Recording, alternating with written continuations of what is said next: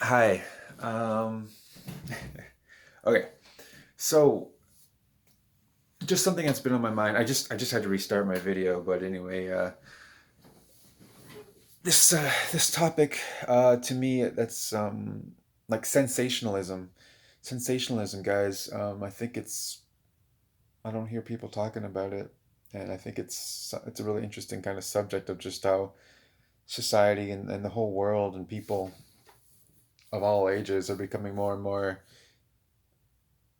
there's better words to use it to describe it in this specific sense, but like sensationalized, where just like everything that grabs our attention has to be like outlandish and outrageous and absurd and ridiculous, and it's all very childish and immature and often idiotic and reprobate, vulgar, crude, um, just extreme and hypersexualized, hyper violent, and all these things. So in every area, and this is people of all ages, and even like professionals and in the media, the news, just everywhere, it's all being infected by this stuff. And I've noticed that I've been thinking about this stuff for years about the impact of the internet on people, on society, and on just humanity.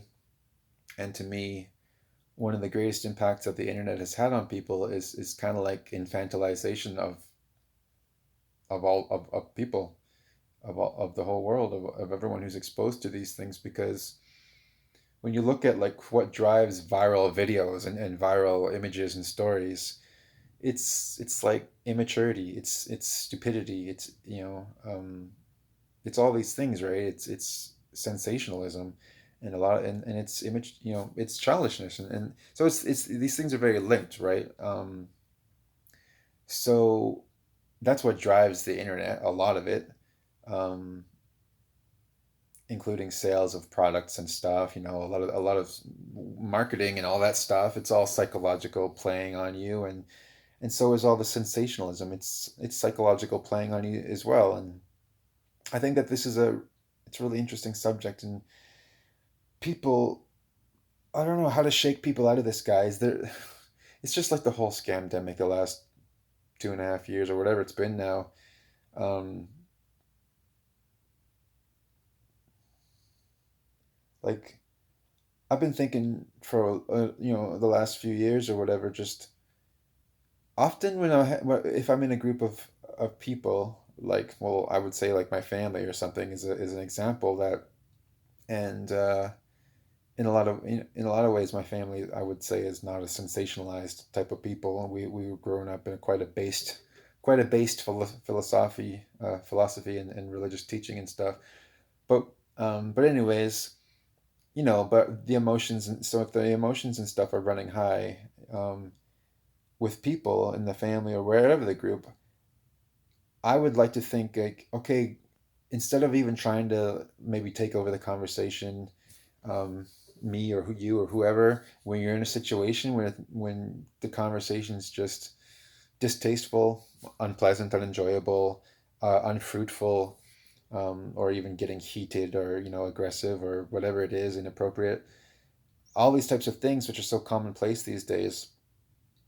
um, I think that I like to just say like, stop, just everyone just be quiet and like have a moment of silence. And I think that is so powerful because people have a hard time, it seems, these days just being silent, just being quiet, just being calm, and just being focused or contemplative, sitting with their thoughts, sitting with their feelings. And of course, I'm speaking generally. I know that, there are still people go through these things, and it's not like it's non existent, but we're seeing, you know what I'm talking about, I believe. And so I think it's a really good practice to me personally, is like, that's because if you just try to butt in, or, you know, everyone wants to have the last word, right? And everyone wants to say the mic drop moment and put everyone in their place. And everyone wants to be the one who knows the answer and who knows what's up and all that crap. And I mean, and I'm the same in a lot of ways. But it's like sometimes I just want to say like, just be quiet. Just take a moment and let all this crap go in the moment. Let it go. The anger that you're building up, you're getting back against the wall. You're misunderstanding the other person.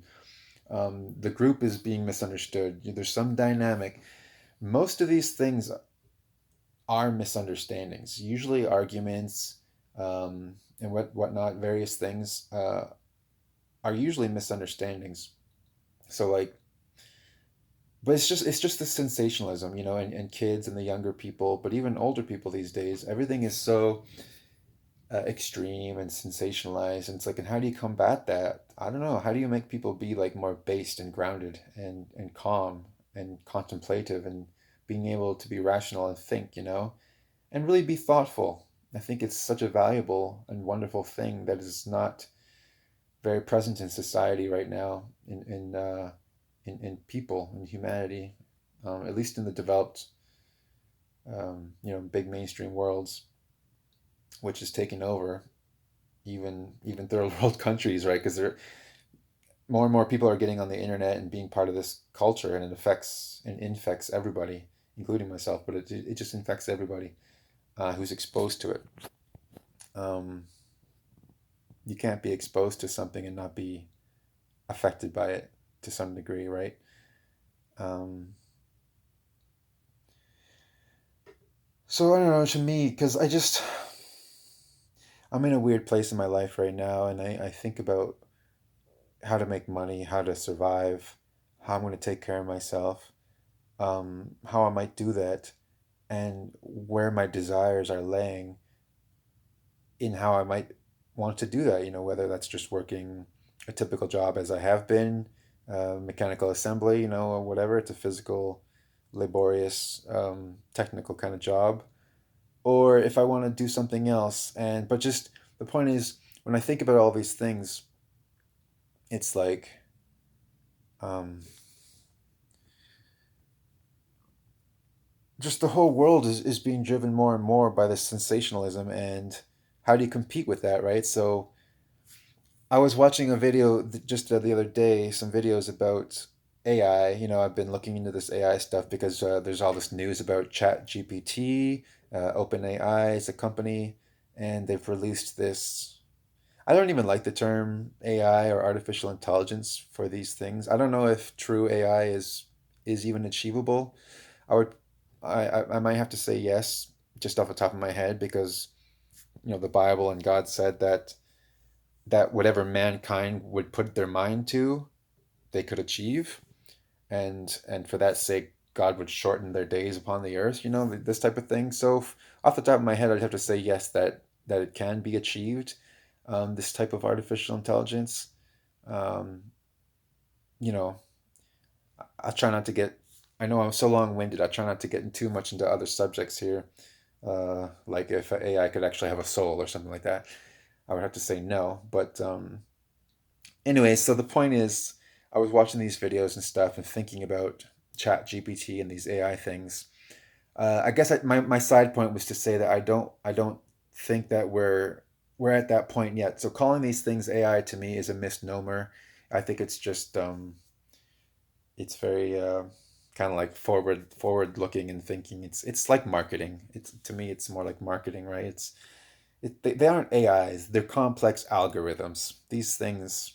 I mean, I guess if you define AI as like the code, the program being able to like acquire new code and new knowledge, new data, or improve itself or whatever, um, then maybe that's fits the definition of AI. But to me, I've tried this chat GPT thing, and I don't know if the version that I tried on the website is their best current version. I'm sure it's not whatever they have, in their company, in their offices. But even in terms of what some people might have access to, where they're producing content and talking about it these days, because it's just on the site, it's just like a free version, and I think that there are paid versions and whatnot. So, anyways, but the version I tried, it seems to be what all these video creators and people are writing articles about it and stuff. It seems to be similar. So, I tried it, I tested it out, I was asking it questions, talking to it or whatever. And honestly, I was very disappointed and underwhelmed. To me, it just seems like it's just it's just a, complicated and kind of like a superlative version of Google, because you can find all the same information by just searching the web yourself.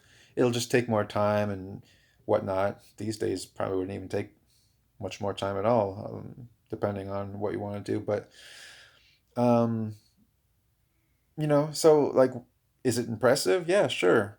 If you understand anything about coding, and just the way the world works, the way physical progress works, it's iterative. Iterative means, each iteration becomes better. You would make improvements and improvements, and it slowly becomes better and better. And to me, that makes things not nearly as impressive as they seem on the surface, on the outside.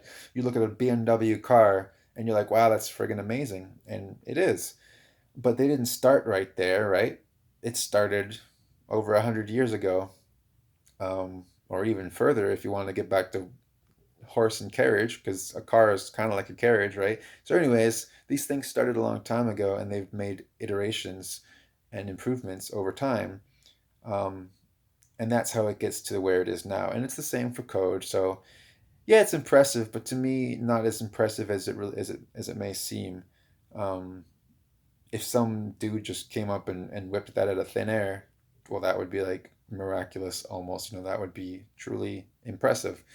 Um, but the fact that it's years upon years upon years, and all the effort that they put into it, they put a lot of effort into this stuff, and it takes, thousands of people, cumulative effort. To me, it's not as impressive as it seems, and you might think, well, who do you think you are, Aaron? You couldn't have done that stuff. Well, I could have been involved in it, but it's not about me. Whatever, and I'm not too interested in arguing this about it with you. It's just not as impressive as it seems. I'm sorry. I think that's a fact. But anyway, so where am I going with this? I'm losing my train of thought, and I didn't want to make this video long.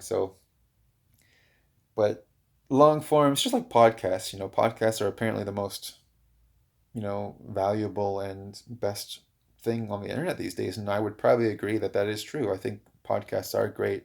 And why? Because people get to have long form discussions and really voice their opinions and their thoughts. So, it's just who's willing to listen to me, right? Because, if you say that I'm a loser in my bedroom and I have nothing, which is true, I don't have anything. Just whatever's in me is pretty much all I have.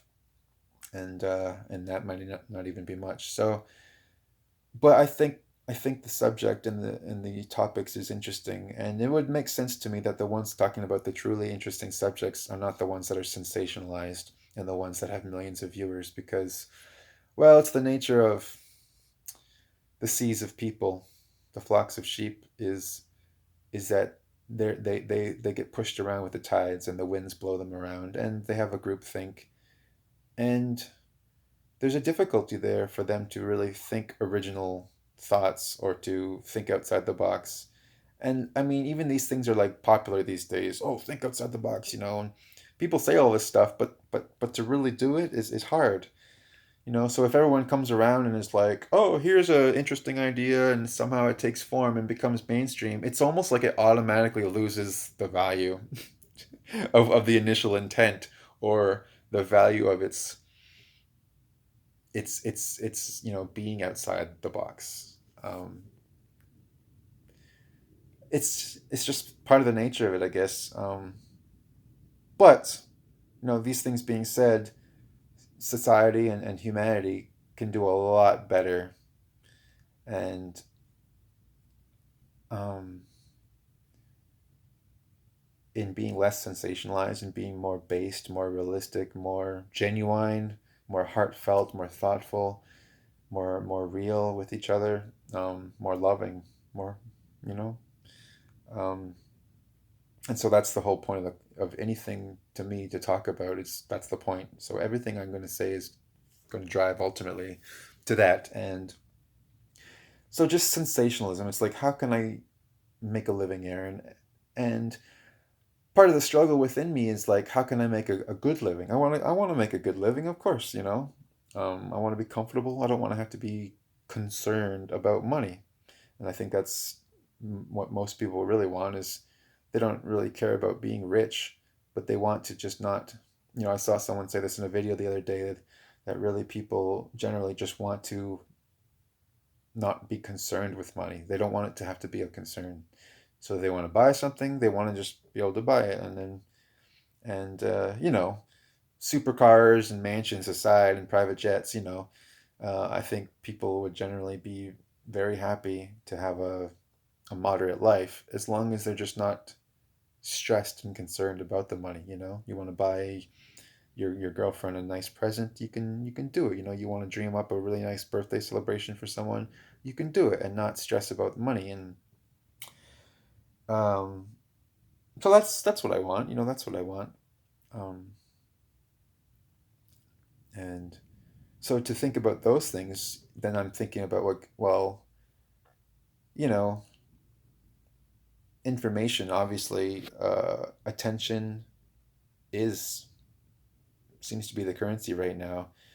I'm sure there are other currencies like human trafficking, like death, death and poison, and enslavement of humanity. Those are probably the biggest and the worst currencies. But in terms of like normal kind of people and society, it's attention, I suppose.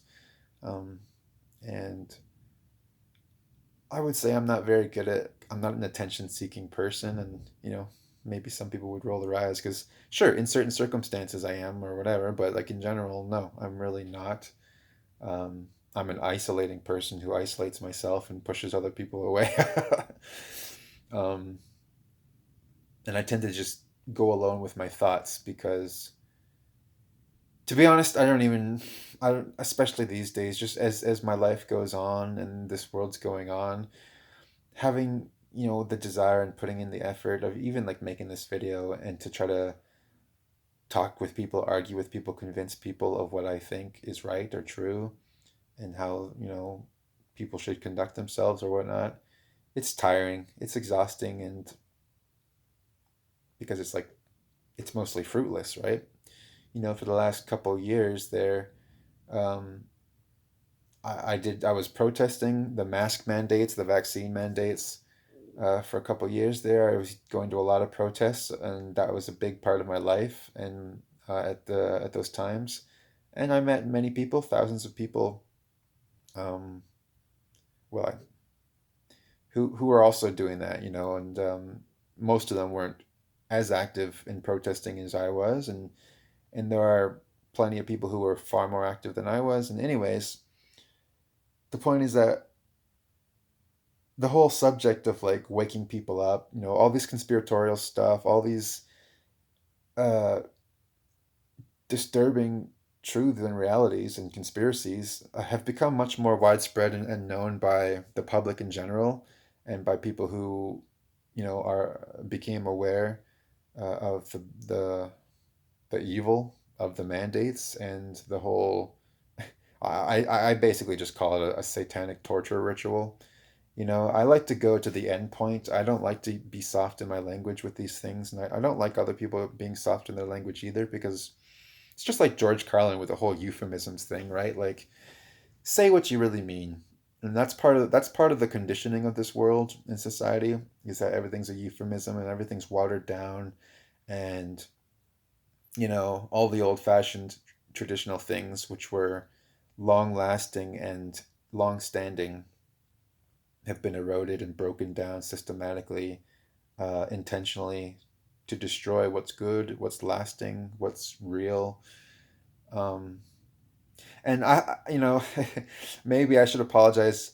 Uh, I know I jump around subjects a lot. My mind covers a lot of areas, and kind of I try to bring everything and wrap it all together. But you might not understand all the references I'm making and all the things I reference, and it might seem like gobbledygook. But trust me, it's not. You might also understand exactly what I'm saying. Um, but yeah, so trying to convince people of the truth or to wake up to these agendas, to wake up to the evil, to wake up to the sensationalism and the error of all these ways. And I've been caught up with this stuff in my own ways. through addictive behavior, um, which is ultimately self-destructive behavior, and my own personal demons and issues I have, and I've been thinking about like how I've pursued pleasure and I've allowed my addictiveness and my pleasure seeking capacity to override my thinking, and I think my heart, my true heart of what I desire and what I want and what I think is best for myself and for others, and I've let and I think that, I mean, this is old school stuff, right? This is what Christianity to me is all about, and probably many other religions is about constraining and wrestling with um, these natures and sides of ourselves that exist in all of us, to be lustful, to be prideful, to seek power, to be greedy, things like this, covetous, envious, all these things are reside within all of us, and we have to kind of contend with that and manage that. And I'm having to face that in a really big way for me lately. And um, but I think that that's like the whole society is going through that. That all this sensationalism, all this hedonism, all this um, immaturity and extremism, just all this stuff is it's all like addictive behavior. And I think that there's probably a whole conversation there about, because one of the things that was taught to me in the church growing up, and I believe I think I've heard some other modern people saying this in different words, but essentially, everyone knows that classic kind of idea of like, it was in cartoons quite a bit where there would be like the good little angel sitting on your shoulder, being like, "Oh no, you don't want to do that," like your conscience or whatever, and you're like, do you listen to him? Or there's like the devil who sits on your shoulder here and is like, "Aha, that sounds like a good idea. Go do it, some mischief or whatever it is." And but so one of the ways I was taught was like that. It's like you have a white dog and a black dog, right? The two on the shoulder, same thing. And which one you feed is going to get bigger and stronger, right? It gets stronger. And it's the same thing. So, you're feeding one or the other. You're not feeding both simultaneously. And the one you feed gets healthier and gets stronger, right? And and you're going to obey it and do it more. So when you walk towards the path of, I think, righteousness, you get stronger. The white dog gets stronger. You feed it. You feed that side of you, that part of you that a Christian or someone might say, or anyone who believes in God or a soul or something, that you know that you're strengthening that part of you, and it gets easier to do it. You reinforce those habits. You get stronger and more able to resist temptation and darkness. And I think that's absolutely true. And I have gone down the darkest path of my life in the last few years with pursuing pleasure and and not that, I don't know. I'm not sure if I want to say that all pursuits of pleasure is bad or wrong, but I think that probably all pursuits of pleasure are precarious, because there's always that temptation to go too far with a thing, um, especially certain things which we all know, substances, sex, uh, money, gambling, power of whatever sort. Um, and and basically I'm ticking my boxes on all those ones. And I don't know, it's like once you kind of dive into one of these pools, you kind of open the floodgates for all of them, or just other ones, if not all of them, more than what you bargained for, right? So, um, yeah, and it's weird. So I'm going through a personal journey on that, I'm sure, but I believe the whole society is. And it is the sensationalism, it is the addictiveness. I think that's what sensationalism, it's like a a surface level of addiction, a surface level of hedonism. It's like because you're losing your mind. Like I've seen the young kids these days, like my own niece and nephews and stuff, where they're laughing about videos and stuff, and they're really like little maniacs, right? And it's I don't like it because they're laughing and rolling around and acting like absolute insane people. And to a degree, I get it because kids, I think children are kind of like that, but not really. I think if you looked back 60, 70 years, I don't think you would have really seen that kind of behavior in kids. Um, and yeah, there's reasons for that. The life was a lot harder and everything. But so I'm not talking about the natural capacity for kids to just, be frolicking and exuberant and having fun. But it's in a kind of a bizarre place. That's what I'm talking about. And I've seen it. And when it doesn't matter if you're a child or an adult, if your activities, uh, whether they're perfectly fine activities or if they're immoral or destructive activities, if they're taking you to a place or you allow yourself to get to a place or the group, group dynamics are very, very powerful, incredibly powerful. It's one of the most powerful things, um, maybe even the most, but it's one of the most powerful things in our lives is group dynamics, right? And there's many circles of the group, your family, your personal relationships, your workplace, your community, your city, your country, the whole society, all that stuff has their dynamics, and we're all influenced by those things. um, but I lose my train of thought sometimes. But guys, I don't know. I just what's the point of the video? I don't know what to do. I'm so, I just isolate myself, and I think like I want to have friends, and I just have I've just been left. I've just been ousted from a relationship that was almost 2.5 years with a woman. And so I barely have any friends really, and I don't have that relationship anymore, and I'm not seeing my family lately. And so it's like I want all those things. I want all those things, but it's like when I think about getting out and like making friends or interacting with people, I don't know. It's just hard. I mean, I know that there are opportunities out there, and I think that often, even still in this day and age, it still I think is not that difficult to break through this layer, to break the ice, to break the glass of awkwardness and shallow sensationalism and whatever else you want to call it of these times that I'm trying to describe. And a lot of the stuff you can break through it pretty easily, right?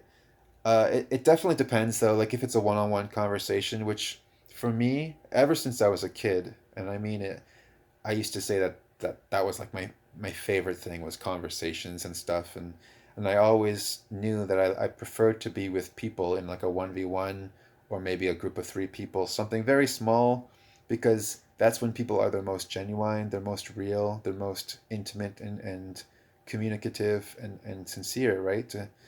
And to be able to actually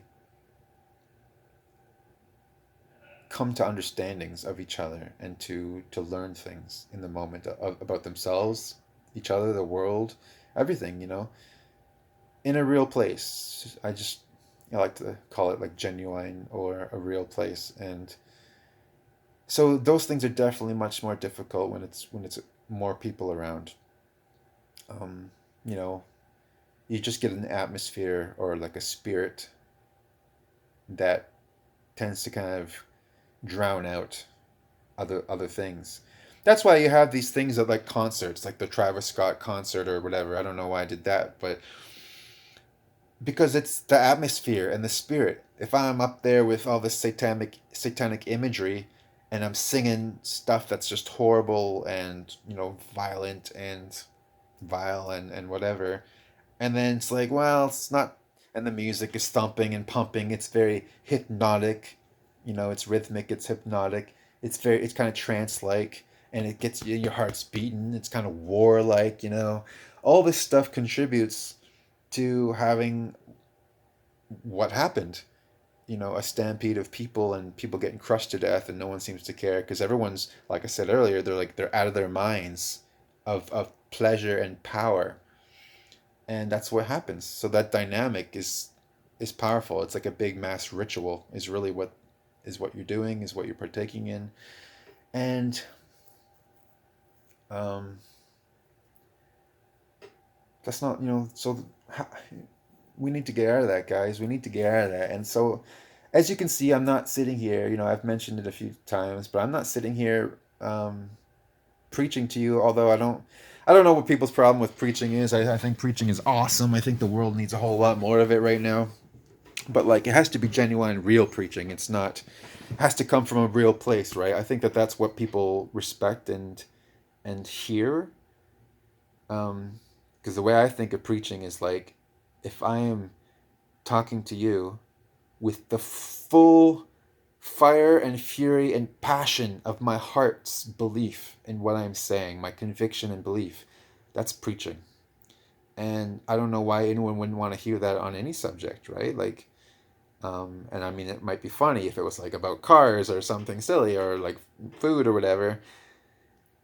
But when it comes to important things, like, you want it to be passionate, you want it to be meaningful, you want what the person's saying to really mean what they're saying, and having that conviction that they would back up and act on what they're saying and all those things.